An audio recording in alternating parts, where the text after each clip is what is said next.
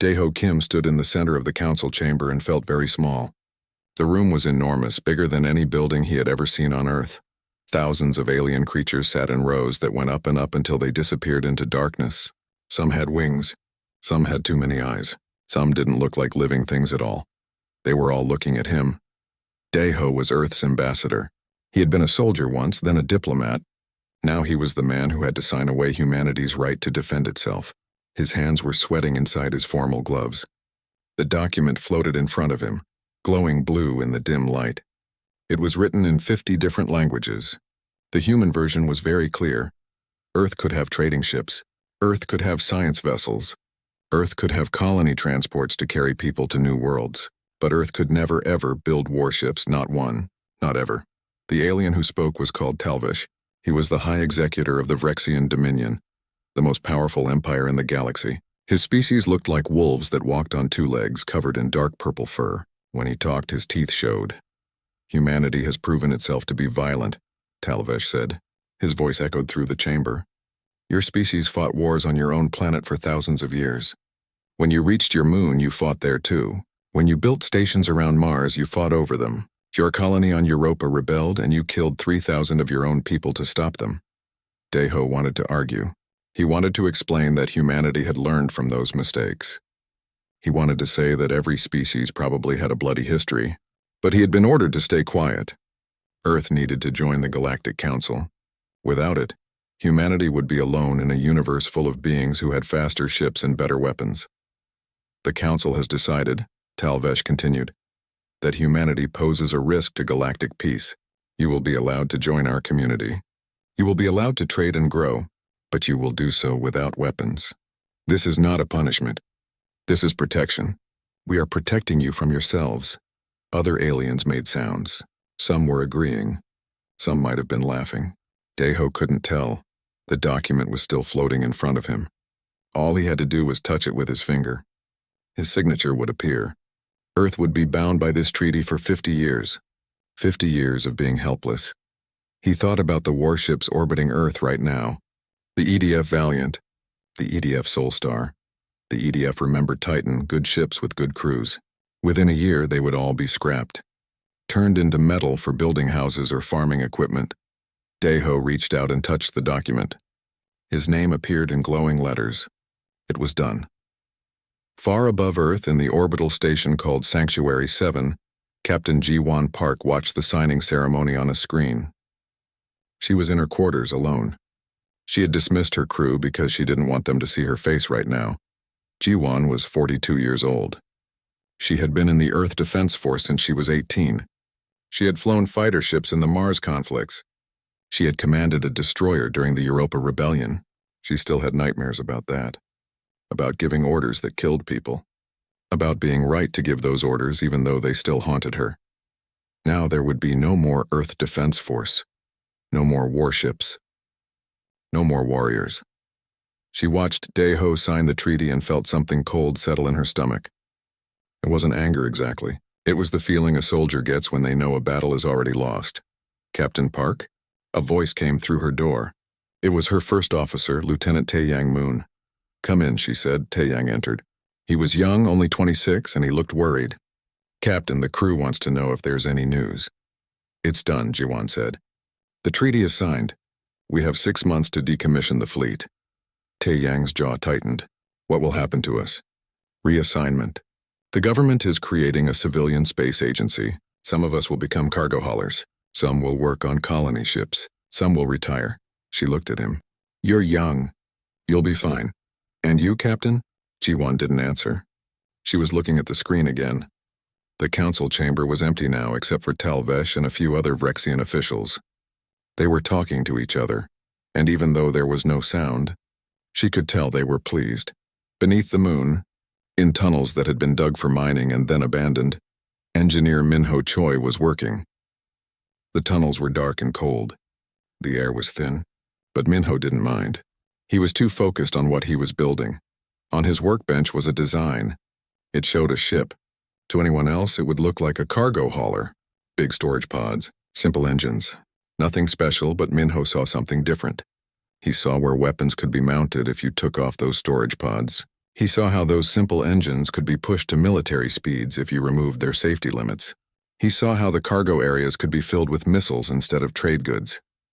Minho was 34 years old. He had designed ships for the EDF before the treaty. Now he was supposed to be designing civilian vessels for a company called Starbridge Industries. His supervisors thought he was down here working on a new cargo design. They were right. And they were also very wrong. A noise made him look up. Someone was coming down the tunnel. Minho quickly covered his designs with other papers, but then he saw who it was and relaxed. Working late? It was his friend and colleague, Yuna Han. She was a structural engineer who worked for the same company. Couldn't sleep, Minho said. You? Same. Yuna came closer and looked at his workbench. She didn't move the papers, but she didn't have to. She knew what he was doing. This is dangerous. I know. If the Council finds out, if the Vrexians find out, they could do worse than just take away our weapons. They could quarantine Earth. No trade, no travel. We'd be prisoners on our own planet. I know, Minho said again. But you're doing it anyway. Yes. Yuna was quiet for a moment. Then she pulled up a chair and sat down. Show me. Minho uncovered his designs. For the next hour they worked together. Yuna pointing out where the hull would need reinforcement. Minho calculating how much power a hidden weapon system would need, both of them knowing they were breaking laws that could destroy Earth, but also knowing that someday humanity might need these ships. Someday being defenseless might be more dangerous than being caught. Back on Sanctuary 7, Jiwan finished her reports and prepared for bed. But sleep wouldn't come. She kept thinking about Talvesh's words, about how the treaty was for humanity's own protection. She had heard words like that before, from people who wanted to control others, from powerful groups who said they knew what was best. It always sounded kind. It was never kind, her computer chimed. A message. It was marked private and encrypted. She opened it. The message was from Minho Choi. She had never met him, but she knew his name. He had designed the Soul Star, her favorite ship in the fleet. The message was short. Just 3 words and a set of coordinates. Don't give up. Jiwan looked at the coordinates. They pointed to a location on the moon, to tunnels that were supposed to be abandoned. She deleted the message. Then she sat in the dark and thought. Outside her window, Earth turned slowly. Blue and green and beautiful. Worth protecting, worth fighting for. Even if they had been told they weren't allowed to fight anymore. The treaty was signed.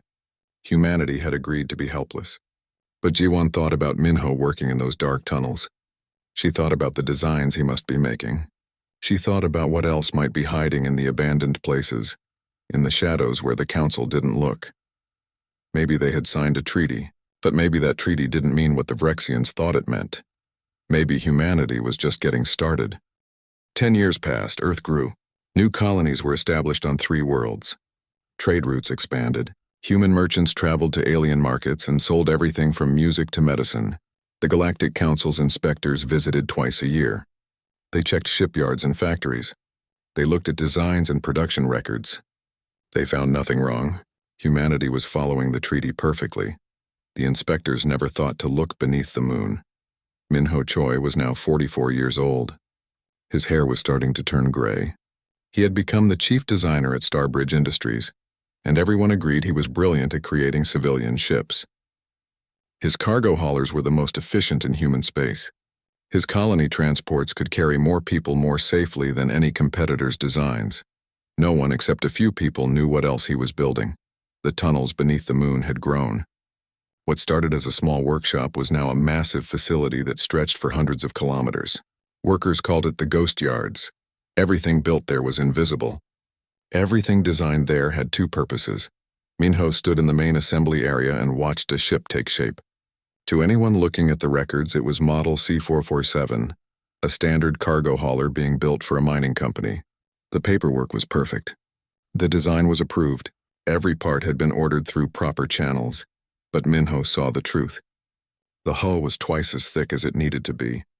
The engine was powerful enough to outrun military interceptors. The cargo pods could be ejected in 30 seconds, revealing weapon mounts underneath. One switch, one command, and this civilian ship would become a destroyer. Beautiful, isn't it? Yunahan stood beside him. She was now the facility director. On paper, she managed a equipment storage facility, In reality, she ran the largest secret military base in human history. How many are ready? Minho asked. 87 in active service, another 200 in various stages of completion, all operating as civilian vessels. All ready to convert in under 4 hours. Minho nodded. It had taken 10 years to reach this point. 10 years of careful planning. 10 years of recruiting the right people. People who understood what they were doing and why they couldn't talk about it. 10 years of building ships that looked harmless but weren't. Any problems with the inspections? None, Una said. The Vrexians looked at our cargo haulers and saw exactly what they expected to see. They're not very imaginative, that was true. The council species had been building the same types of ships for centuries. They improved them slowly, carefully, following established patterns. The idea that a cargo hauler could be a warship in disguise would never occur to them. Humans, Minho thought, were better at thinking sideways. Far from the moon, on a cargo ship called the Steady Prophet, Captain Jiwan Park was inspecting her crew. She was 52 now, and officially she had been retired from military service for 10 years. She had a civilian cargo license and a reputation for being tough but fair. Her crew thought she was just a merchant captain. Most of them didn't know what the Steady Prophet really was, what it could become, but some of them knew. Her first officer knew. Her chief engineer knew. Her weapons specialist, who officially didn't exist, definitely knew. That specialist was a young woman named Suman Lee. She was 24 years old and had been in the Ghost Yards program since she was 18. She had grown up hearing stories about Earth's old fleet from her grandfather, who had served on the Valiant. She had listened to those stories and decided that when she grew up, she would protect people too. The problem was that by the time she grew up, Earth didn't have a military anymore, so she joined the Ghost Yards instead. Captain, we have incoming traffic, Suman said. She was at the sensor station, which looked like a normal cargo ship sensor station. It wasn't. Jiwan looked at the display. 3 ships approaching. The signatures were Vrexian. Military vessels, what's their heading? She asked calmly. Intercept course. They're hailing us. This wasn't unusual. The Vrexians often checked human ships, making sure the treaty was being followed, making sure no weapons were being transported. Open a channel, G1 said. A Vrexian officer appeared on screen. He looked bored. Human vessel Steady Prophet, prepare for inspection. Reduce speed and stand by for boarding. Understood, G1 said. We're carrying agricultural equipment to the colony at New Sol. Our manifest is available for review. We'll see for ourselves, the Vrexian said and cut the connection. Suman looked at Jiwan. The question was silent but clear. The Steady Prophet had weapons. They were hidden, but they were there. If the Vrexians found them, everything would be over. Stay calm, G1 said quietly. They've inspected us before. They'll inspect us again. They never find anything because we're very good at hiding things. The Vrexian boarding party consisted of 4 soldiers and 2 inspectors. They came through the airlock wearing armor and carrying weapons. They treated G1's crew like criminals, pushing them around, making them stand in lines, acting like they owned the ship. G1 watched and said nothing. Getting angry wouldn't help. The inspectors spent 3 hours going through the Steady Prophet. They opened every cargo container. They scanned every bulkhead. They pulled up floor panels and checked behind wall panels. They were thorough. They found agricultural equipment. They found food supplies. They found spare parts and crew belongings and everything else a normal cargo ship would have. They didn't find the weapons that were hidden in spaces their scanners couldn't reach. They didn't find the military-grade reactor that looked exactly like a civilian model. They didn't find the targeting computer hidden inside the navigation system. You're clear, one of the inspectors finally said. He sounded disappointed. Stay out of trouble. The Vrexians left. Jiwan waited until their ships were gone before she let herself relax. That was close, Suman said. They're getting more aggressive, G1 replied. More suspicious. I think they suspect something. But they didn't find anything. Not this time. 3 days later, the Steady Prophet arrived at New Sol. It was a human colony world, established 5 years ago. 4 million people lived there now, building cities and farms under an orange sky. It was beautiful. Jiwan delivered her cargo and prepared to leave. But then a message came through. Encrypted. Eyes only. She went to her cabin and opened it. The message was from Minho. Meeting required. All captains. Ghost Yards urgent. Jiwan felt a chill. In 10 years, there had never been an urgent meeting. The ghost yards operated on patience and careful planning. Urgent meant something had gone wrong. She sent a reply confirming she would attend, then changed course for the moon. 2 days later, Jiwon stood in a room deep beneath the lunar surface with 40 other captains. All of them officially ran civilian ships. All of them secretly commanded warships that didn't exist. Minho stood at the front of the room. He looked tired. "Thank you for coming," he said. "I'll be direct. We've received intelligence that concerns all of us. New Seoul has been having communication problems. Minor glitches. Ships arriving slightly late. Nothing that seems serious. What does that have to do with us?" one of the captains asked. "We sent a team to investigate," Minho said. "They found listening devices. Vrexian devices, hidden in the colony's main communications hub." The room went quiet. "The Vrexians are spying on us," Minho continued. "And if they're spying on New Seoul, they're probably spying on other colonies too. They're looking for something." "Looking for us," Jiwon said. "Yes." Another captain spoke up. "So what do we do?" "We can't stop the program now. We've spent 10 years building this." "We don't stop," Minho said. "But we accelerate. We need to get more ships operational faster. Because I think the Vrexians know something is happening. They don't know what, but they're suspicious. And when they figure it out, they're going to act." Jiwon thought about the Vrexian inspection 3 days ago. The thoroughness. The disappointment when they didn't find anything. "How much time do we have?" she asked. "I don't know," Minho admitted. "Maybe months. Maybe weeks, maybe less." The meeting continued for hours. Plans were made. Schedules were accelerated. More people would need to be recruited. More risks would need to be taken. When it was over, Jiwon walked through the ghost yards. She looked at the ships being built. So many ships, so much secret work, so many people betting everything on the idea that humanity should be able to defend itself. She thought about the treaty, about Daeho signing it 10 years ago, about 50 years of promised peace. They hadn't even made it halfway through those 50 years before it became clear the peace was a lie. Suman found her standing by one of the ships. It was almost complete, a beautiful vessel that would officially be a colony transport. Unofficially, it was a carrier that could launch 200 fighters. "What are you thinking about, Captain?" Suman asked. "War," Jiwon said honestly. "I'm thinking that we've been preparing for war, and now I'm wondering if we've prepared enough." "We're not at war. Not yet." They stood together in silence. Around them, workers built ships that weren't supposed to exist. Engineers designed weapons that weren't supposed to be made. Pilots trained for battles that weren't supposed to happen. The ghost yards hummed with secret purpose, and somewhere in the dark spaces of the galaxy, the Vrexians were watching and waiting for humanity to make a mistake. The message from New Seoul stopped in the middle of a sentence. Colonist reports indicated normal operations until Aero 847 station time. The morning broadcast included weather predictions, crop yields, and a story about a local school winning a science competition. Then, at 0852, the broadcast cut off, not with static or interference, just silence. Every communication channel from New Seoul went dark at the same moment. On Earth, at the headquarters of the Colonial Administration, Daeho Kim received the news at breakfast. He was 68 years old now. His hair was white. His hands shook sometimes when he was tired, but his mind was still sharp. "How long has it been?" he asked the aide who brought him the report. 18 hours, sir. We've sent automated probes. They're not responding. Ships in the area report they can't get any closer. Something is blocking them. Blocking them how? Warships, sir. Vrexian warships. They've established a perimeter around the entire system. Daeho set down his coffee cup very carefully. "How many warships?" "At least 40 capital ships. Probably more. They're telling any vessels that approach that the system is under quarantine.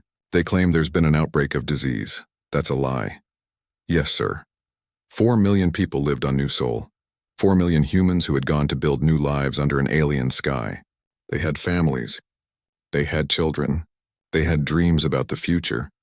Now they were cut off from the rest of humanity, surrounded by Vrexian warships, and no one knew if they were even alive."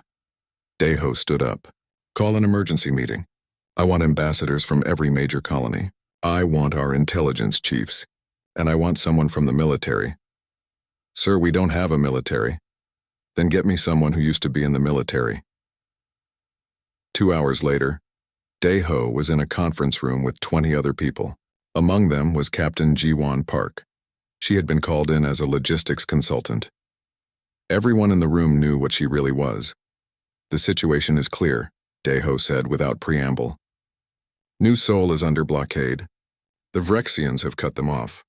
We don't know why. We don't know what they're doing to our people. And we don't know how to stop them." "What does the Galactic Council say?" someone asked. "The Council is convening an emergency session. They will investigate. They will form committees. They will write reports." Dae-ho's voice was bitter. "In other words, they will do nothing." "We could appeal to other species," another person suggested. "Maybe the Kelhari or the Dreth would help." "Maybe, but that would take time. Weeks at least. Our people don't have weeks." The room fell silent. Everyone understood what wasn't being said. If they wanted to save New Seoul, they would have to do it themselves. But Earth didn't have warships. Earth couldn't fight the Vrexians, except that wasn't quite true. Ji-won cleared her throat. Everyone looked at her. "What if Earth did have warships?" she said quietly. The room went very still. "Explain," Dae-ho said. "For 10 years, certain people have been preparing for exactly this situation. We knew the treaty wouldn't protect us. We knew that eventually someone would test how serious we were about being defenseless." She looked around the room. "We have ships. Enough ships to fight." "That's impossible," someone said. "The inspection found nothing. Because we were very careful about what we built and how we hid it." One of the ambassadors stood up angrily. "You're telling us you've been violating the treaty? Do you understand what you've done? If the Council finds out, they could destroy Earth." "They're destroying New Seoul right now," Ji-won said. Her voice was calm but hard. 4 million people. What should we do? Should we let them die because we're afraid?" The angry ambassador sat down. He had no answer. Dae-ho leaned forward. "How many ships?" 300 combat ready, all operating under civilian registration. We can have them assembled and armed within 72 hours. 300 against 40 Vrexian capital ships. That's not enough. It might be. Vrexian tactics are predictable. They rely on overwhelming force and superior technology. But their technology isn't that superior anymore. And we don't fight the way they expect. What are the chances? Ji-won didn't lie. Bad but not zero. If we do nothing, the chances for New Seoul are definitely zero. Dae-ho was quiet for a long moment. He thought about the treaty he had signed 10 years ago. He thought about standing in that vast council chamber, feeling small and powerless. He thought about Talvesh's teeth showing when he smiled. He thought about 4 million people who deserved to be defended. "Do it," he said. "Sir," someone protested. "This is an act of war." "No," Dae-ho said. "This is self-defense. The Vrexians attacked our colony. We're responding. If the Council doesn't like it, they can condemn us. But they won't, because condemning us means admitting they failed to protect us." He looked at Ji-won. "How long until you can move?" "I need to make some calls." "Get people in position." 72 hours, like I said. You have 48. New Seoul doesn't have time for us to be careful." Ji-won nodded and left the room. She went directly to a secure communication terminal and sent one message. It went to Minho at the Ghost Yards, and it consisted of 3 words. "Light the forges." Under the moon, alarms started ringing. Workers who had been building ships carefully and secretly were now told to work as fast as possible and forget about secrecy. The Ghost Yards had always operated on the assumption that someday they would be discovered. That someday didn't matter anymore. What mattered was getting ships ready to fight. Minho moved through the facility like a man possessed. He checked systems, approved shortcuts, screamed at people who were working too slowly. Ships that were 80% complete were declared good enough. Weapons that hadn't finished testing were installed anyway. Safety margins were ignored. Yuna tried to keep up with him. "Minho, if we rush this, people will die. These ships need proper checks. People are already dying," he said. "On New Seoul. Every hour we delay is another hour they're at the mercy of the Vrexians. We work faster." She didn't argue after that. The civilian ships that were actually warships started converging on a point in space near Mars. Officially, they were gathering for a trade conference. In reality, they were preparing for battle. Captains who had spent years pretending to be merchants were now becoming warriors again. Some of them were excited. Some were terrified. All of them understood what this meant. They were breaking the treaty. They were risking everything. If they failed, Earth would face consequences that might be extinction. If they succeeded, the galaxy would never look at humanity the same way again. Suman Lee worked 20-hour shifts preparing her fighter wing. The fighters had been hidden inside what looked like cargo pods. Now those pods were being installed on carrier ships. The fighters were small and fast. The Vrexians wouldn't expect them. She hoped they wouldn't expect them. On the second day, Ji-won arrived at the assembly point. Her ship, the Steady Prophet, was there, but it didn't look like the Steady Prophet anymore. The cargo pods were gone. Weapon mounts were visible. The hull had been reinforced. The ship's name had been changed. It was now called the Determination. She stood on the bridge and looked at the fleet assembling around her. 300 ships. Some big, some small, all dangerous. All ready. Status report, she said. Her first officer read from his display. Fleet assembly at 92%. Weapon systems operational. Crews ready. We're waiting on the last few ships to finish their conversions. How long? 6 hours, Ji-won nodded. They were ahead of schedule. In 30 hours, they would jump to New Seoul. They would face an enemy that outnumbered them. They would fight a battle they might not survive.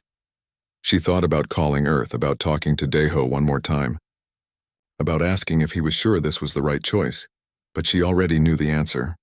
This was the only choice. On New Seoul, the colonists had been silent for 40 hours. They didn't know that help was coming. They didn't know that Earth had ships that could fight. They didn't know that everything was about to change. They only knew that Vrexian soldiers had landed, that they had taken over the government buildings, that anyone who resisted was arrested or worse. A woman named Hana Yoon was hiding in her basement with her 2 children. Her husband had been taken 3 hours ago. She could hear Vrexian patrols in the street above. Her children were crying quietly. "Mama," her daughter whispered. "Why is this happening?" Hana didn't have an answer. She held her children and tried not to cry herself. Above the planet, the Vrexian commander sat on his ship and felt satisfied. The operation was going exactly as planned. New Seoul was secured. The humans were helpless, and soon the rest of humanity would understand their place in the galaxy. They would understand that the treaty wasn't protection. It was a cage. He didn't know that the cage was about to break. Ji-won stood on her bridge and watched the countdown. 3 hours until jump. 3 hours until they arrived at New Seoul. 3 hours until the Vrexians learned that humanity had teeth. Around her, 300 ships prepared for war. A war they weren't supposed to be able to fight. A war they were going to fight anyway. The Vrexian sensor operator was bored. He had been watching empty space for 2 days. Nothing ever happened out here at the edge of the New Seoul system. His job was to detect incoming ships and make sure they stayed away from the blockade. A blip appeared on his screen, then another. Then 10, then 100. "Commander!" he shouted. "We have multiple contacts emerging from hyperspace." The Vrexian commander came to look at the display. His name was Keltar, and he had been in the military for 30 years. He had fought in 3 wars and won them all. This blockade duty was supposed to be easy. "Identification?" he demanded. "Human ships, sir. Civilian registry. But there are so many of them." 300 ships appeared on the screen, forming up into battle formations. Keltar felt confused. These were cargo haulers, science vessels, colony transports. Why were they here? And why were they arranging themselves like a military fleet? "Hail them," he ordered.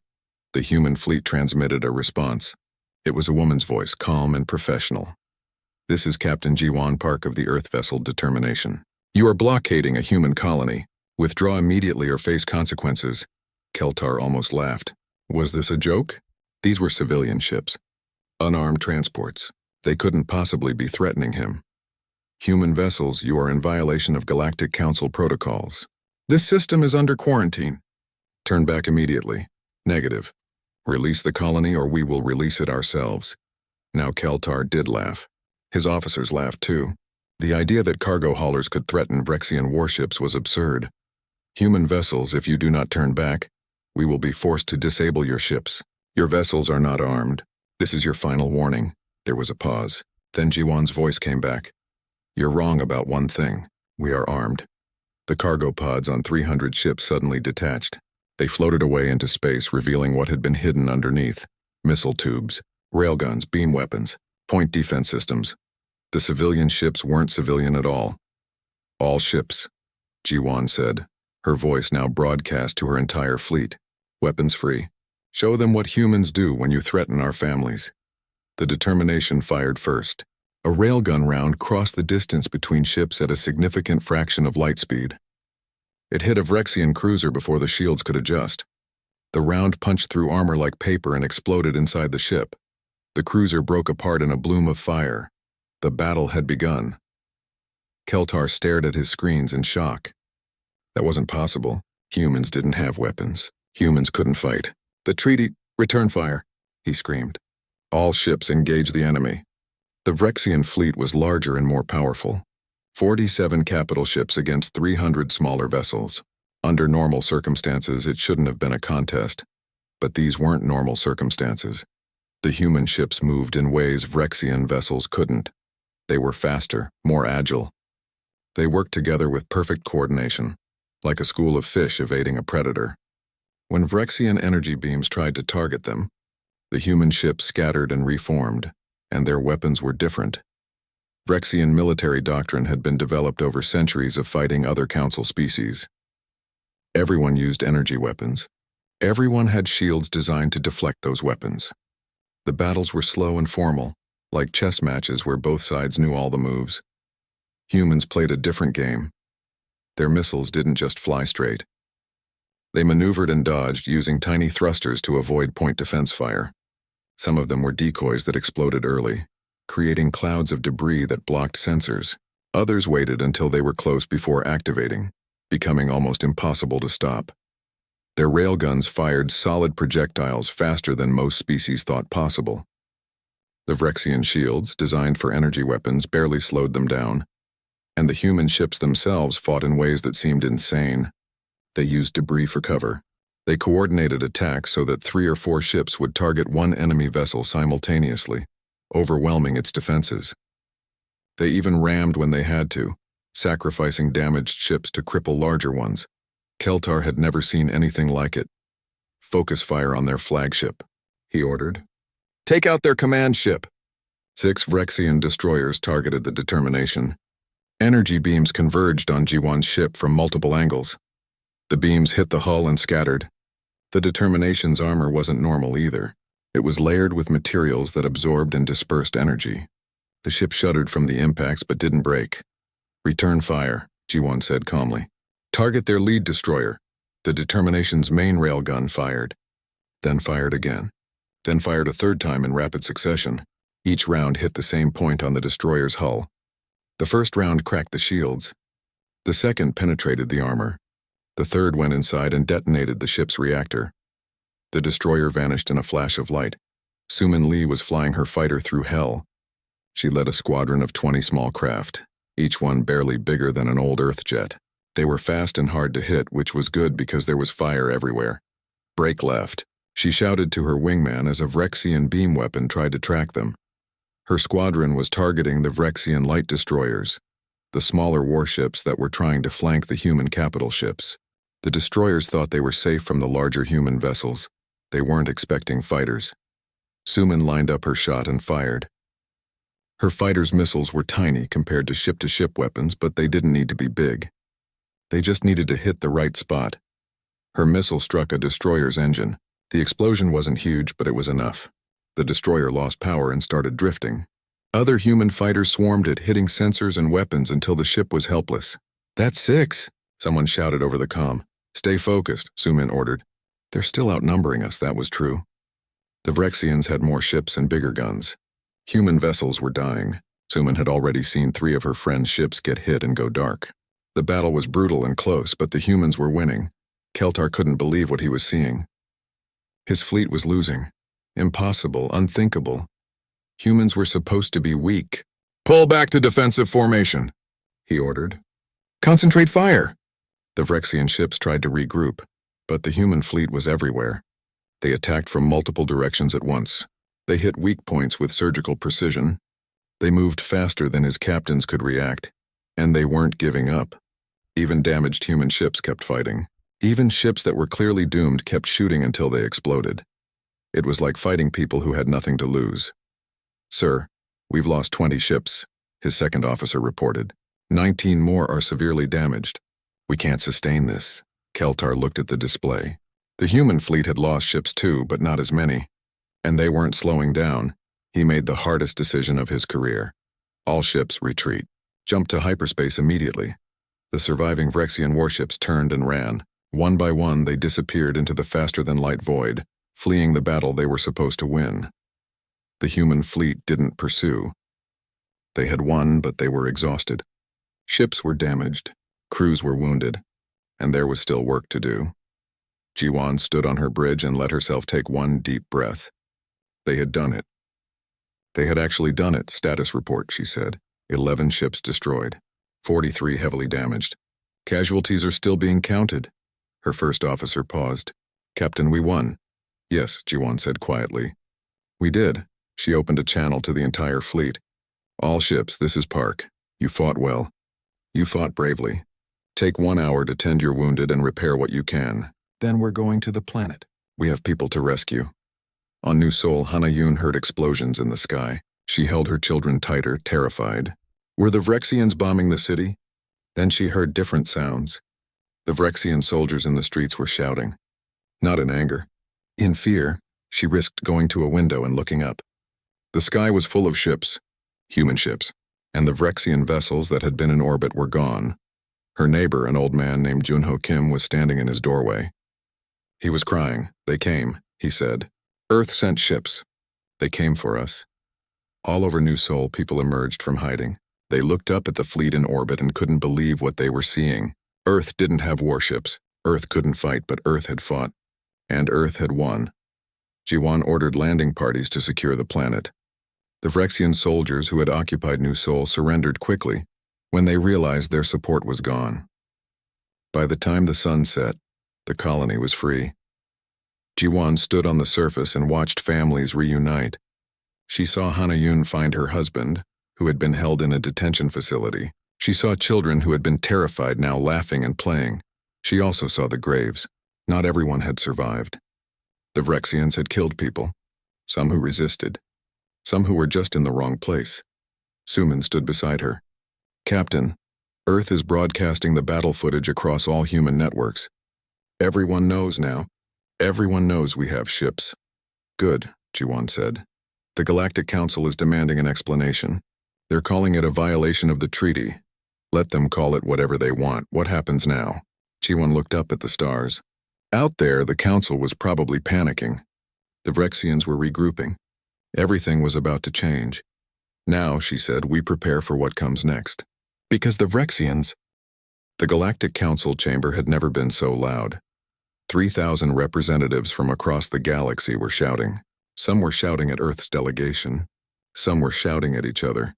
Some were just shouting because everyone else was. At the center of it all stood Daeho Kim. He was in chains, energy shackles that glowed blue around his wrists and ankles. The council had arrested him the moment he arrived for the emergency session. They said he was a criminal. They said he had violated the treaty. They said he would be punished. Daeho stood straight and said nothing. He had expected this. High Executor Talvesh was dead. He had been on his flagship during the Battle of New Sol. Now his replacement, a Vrexian named Venkara, was demanding justice. She stood at the speaker's platform, her purple fur bristling with rage. Humanity has committed an act of war, she declared. They built weapons in secret. They attacked our fleet without provocation. They killed thousands of our people. This cannot be tolerated. Other species joined in. The Thorian Combine condemned humanity's aggression. The Nexus Alliance called for immediate sanctions. The Silver Concordat demanded that Earth's colonies be placed under Council supervision. But not everyone was against humanity. 3 species remained silent during the accusations. The Kelhari Collective, insectoid beings who controlled 12 star systems. The Dreth Assembly, a loose confederation of nomadic traders. And the Yun Confederation, a group of aquatic species who rarely spoke in council sessions. When Venkara finished her speech, the council speaker called for responses. He was an ancient being from the ancestral houses, one of the oldest species in the galaxy. Does humanity wish to respond to these charges? He asked. Daeho was about to speak when another voice cut through the chamber. I will speak for humanity. Everyone turned. A woman walked into the chamber. She was young, maybe 30 years old, and she wore a simple black suit. Her name was Yoonji Nam, and she was Earth's chief legal counsel. She had not been invited to this session. She came anyway. "You have no standing here," the speaker said. "I have every standing," Yoonji replied.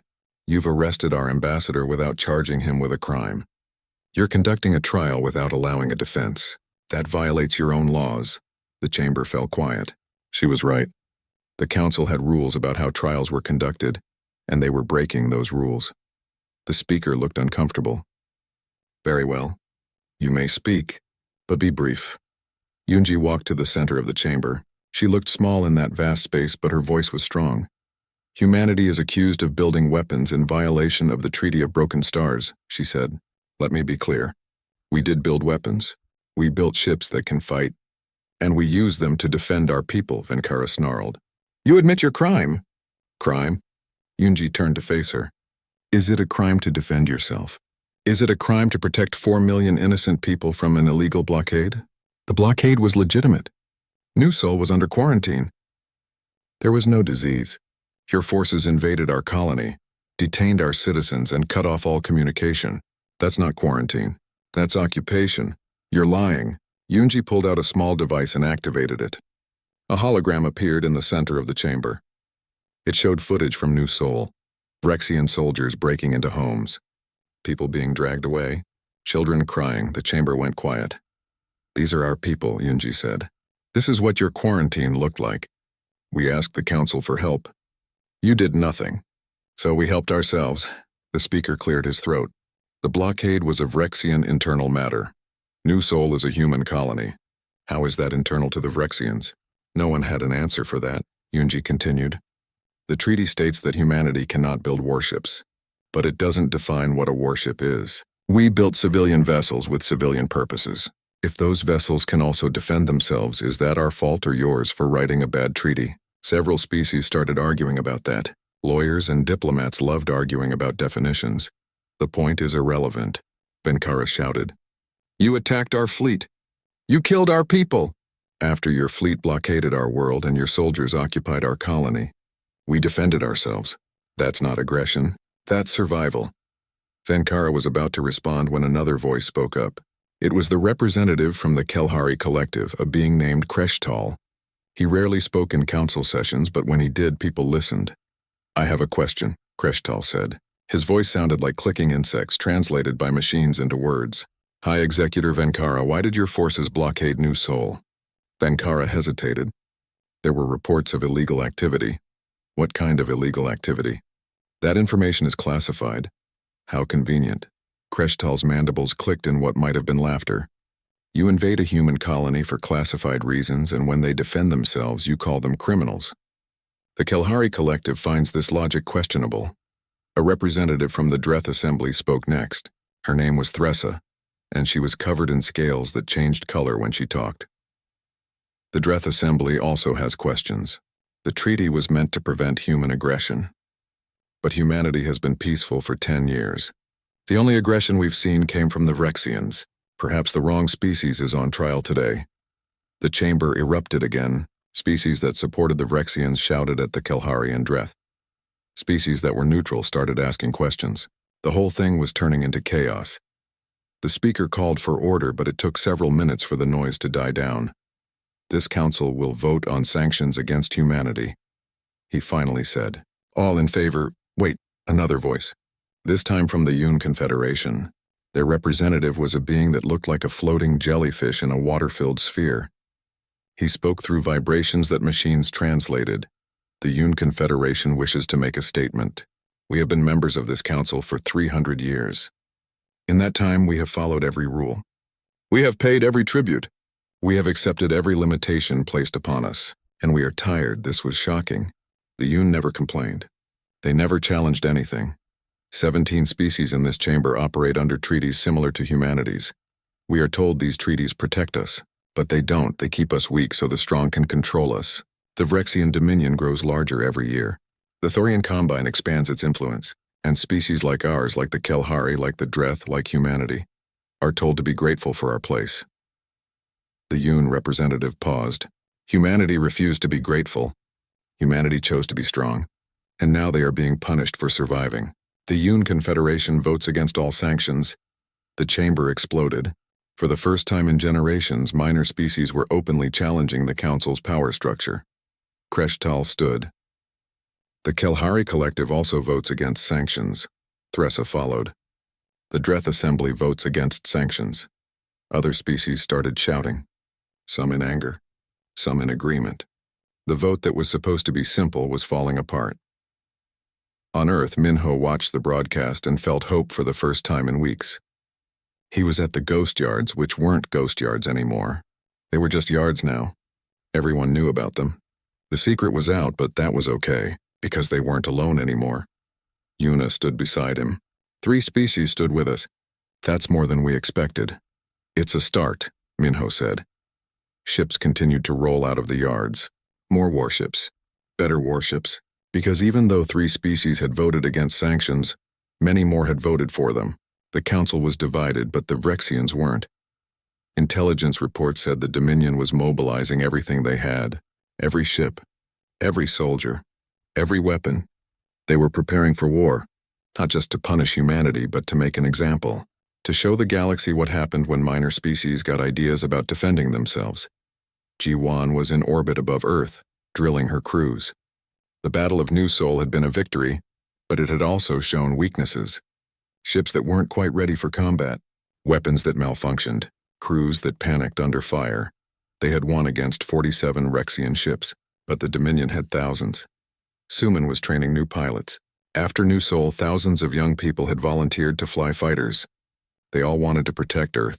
They all wanted to be heroes. Suman had to teach them that being a hero usually meant being scared and doing your job anyway. The Vrexians will come with everything they have, she told her students. They'll outnumber us 10 to 1.